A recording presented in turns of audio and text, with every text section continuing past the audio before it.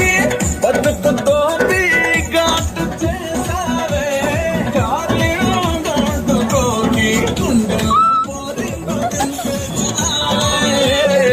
పతంగుల పైకి లేపి